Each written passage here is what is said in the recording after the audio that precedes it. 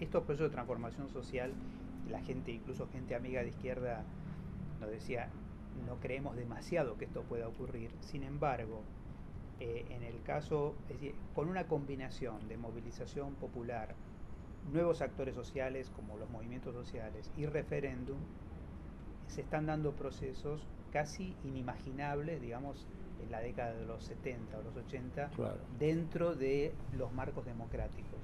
Sí, yo creo que es cierto, son procesos, vuelvo a repetir, de los casos de los tres países, ¿verdad?, de Bolivia, Ecuador y Venezuela, porque los otros obedecen a una lógica diferente, pero en estos casos son países en donde hay, por ejemplo, en los tres casos, fenómenos de derrumbe del orden institucional previo.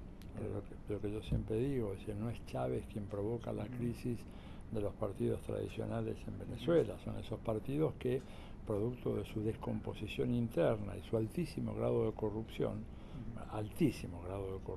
¿verdad? Eso tal vez podamos hablar después, provocan la emergencia de liderazgos alternativos como el de Chávez.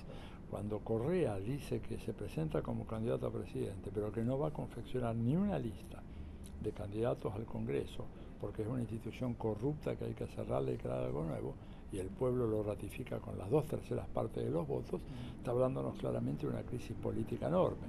Y lo mismo en Bolivia, ¿verdad?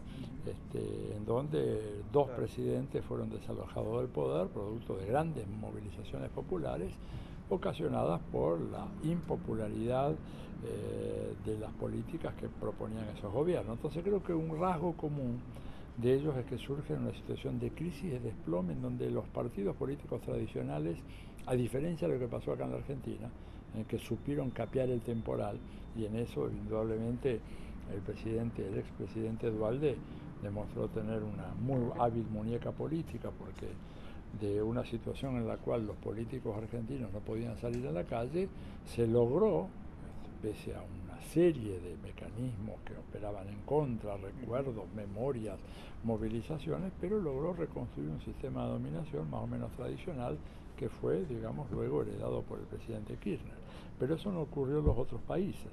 Entonces ahí yo creo que en esos casos usted tiene una democracia que avanza realmente mucho más profundamente. En esos tres países usted tiene una reforma constitucional en serio. Claro, claro. En el caso de Venezuela, una primera reforma en el 99, una segunda fallida en el 2007, que fue derrotada por menos del 2% de los votos, y a pesar de toda la propaganda de que el presidente Chávez es un déspota, un tirano, un dictador, resulta que este señor aceptó sin ninguna clase de limitaciones el resultado electoral, a pesar de que en otras condiciones yo no creo que la derecha venezolana hubiera aceptado, por ejemplo, en el referéndum que ocurrió el 15 de febrero, si Chávez ganaba por menos del 2% de los votos, se incendiaba Venezuela. Digo siempre, y esto redondeo la pregunta, ¿por qué un país como Alemania, que tenía un grado de deslegitimación de la democracia muy superior al que tenía la Argentina, ¿verdad? Estamos hablando en los años de la década del 30, incluso finalizada la Segunda Guerra Mundial. ¿Por qué los alemanes se convirtieron en democráticos? Bueno, se convirtieron en democráticos y abandonaron el apoyo a gobiernos mesiánicos como fue el gobierno de Hitler, porque se demostró en la práctica, mediante un amplio conjunto de políticas sociales, de que con la democracia era posible hacer aquello que Alfonsín decía en su campaña: se puede comer, se puede curar y se puede educar. Y eso convirtió a los alemanes en ciudadanos con una fuerte propensión a apoyar gobiernos autoritarios, gobiernos despóticos, en un grupo de señoras y señores que de una abrumadora mayoría, más del 90%, apoyan a las reglas democráticas del juego. Pero ahí la gente se da cuenta que con el nuevo régimen democrático su hijo puede ir a la universidad, porque la universidad es pública y gratuita en Alemania. Eso le demostró de que, bueno, la democracia era algo que valía la pena. Ahora, cuando usted traslada ese ejemplo de Argentina o a cualquier otro país de América Latina y ve que junto con la democratización se profundizan las diferencias sociales, se profundiza la inequidad social, la distancia entre ricos y pobres se hace cada vez más grande, bueno, es muy difícil convencer a la gente de que la democracia es un buen gobierno.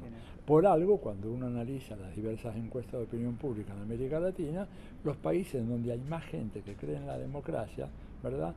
Son países como Venezuela, Bolivia y Ecuador, que son países que están haciendo cosas que favorecen a la gente. Por ejemplo, un país como Bolivia, acabar el analfabetismo, lo cual a nosotros los argentinos nos deja muy mal parados, porque ¿cómo es posible que un país tanto más rico que Bolivia, como es la Argentina, todavía tengamos la lacra del analfabetismo? O nos deja mal parados en temas de salud, porque, digamos, de pasar una situación en donde una persona, una mujer de origen humilde, en la misma periferia de Caracas, como yo pude experimentarlo personalmente, había tenido 4 hijos sin nunca haber visto un médico.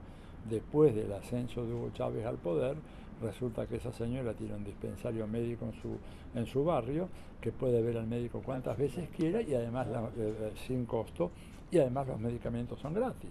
Entonces digo, no hace falta hacer un premio Nobel de Ciencia Política para inferir de todo esto que la gente va a estar más satisfecha con el régimen democrático en países como Bolivia, como Ecuador, como Venezuela, que lo que está en un país como la Argentina, Chile, Uruguay, Brasil, en donde la democracia no ha hecho gran cosa, ¿verdad? No digo que no hizo nada, pero no ha hecho gran cosa, nada comparable a aquellos otros 3 en relación a los estratos más desfavorecidos de nuestra sociedad. Y en un corto tiempo.